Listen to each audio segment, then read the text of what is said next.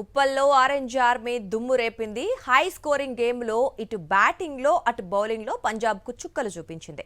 సొంత గడ్డపై జరిగిన మ్యాచ్లో శ్రేయాస్ అయ్యర్ సేనపై 33 పరుగుల తేడాతో ఎస్ఆర్హెచ్ విజయం సాధించింది.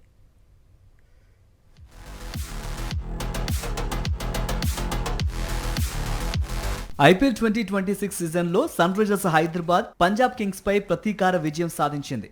హైదరాబాద్ ఉప్పల్ స్టేడియంలో పంజాబ్తో జరిగిన మ్యాచ్లో ఎస్ఆర్హెచ్ 33 పరుగుల తేడాతో విజయాన్ని అందుకుంది.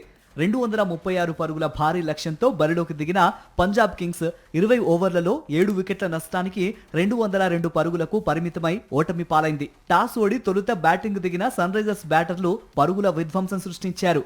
ఓపెనర్లు అభిషేక్ శర్మ, ట్రావిస్ హెడ్ మెరుపు ఆరంభాన్నివ్వగా ఇషాన్ కిషన్, హెన్రిచ్ క్లాసెన్ అర్ధ సెంచరీలతో జట్టుకు భారీ స్కోర్ అందించారు. ముఖ్యంగా కిషన్ క్లాసెన్ జోడీ 3వ వికెట్కు 88 పరుగులు జోడించి పంజాబ్ బౌలర్లను ఒత్తిడిలోకి నెట్టారు. చివర్లో నితీష్ రెడ్డి 13 బంతుల్లో 29 పరుగులు చేసి అజేయంగా నిలవడంతో హైదరాబాద్ 4 వికెట్ల నష్టానికి 235 పరుగుల భారీ స్కోర్ చేసింది. పంజాబ్ బౌలర్లలో హర్షదీప్ సింగ్, ఫెర్గుసన్, చాహెల్, విజయ్ కుమార్ తలో వికెట్ పడగొట్టారు. 236 పరుగుల భారీ లక్ష్యంతో బరిలోకి దిగిన పంజాబ్ కింగ్స్ జట్టుకు ఆరంభంలోనే గట్టి షాక్లు తగిలాయి. ఓపెనర్లు ప్రియాంష్ ఆర్య, ప్రభు సిమ్రన్ సింగ్ తక్కువ పరుగులకే వెనుదిరిగారు. కెప్టెన్ శ్రేయస్ అయ్యర్ కూడా నిరాశపరచడంతో పంజాబ్ కష్టాల్లో పడింది. మరో ఎండ్లో కూపర్ కాన్లీ సెంచరీతో ఒంటరి పోరాటం చేసినప్పటికీ అతనికి ఇతర బ్యాటర్ల నుంచి ఆశించిన మద్దతు లభించలేదు.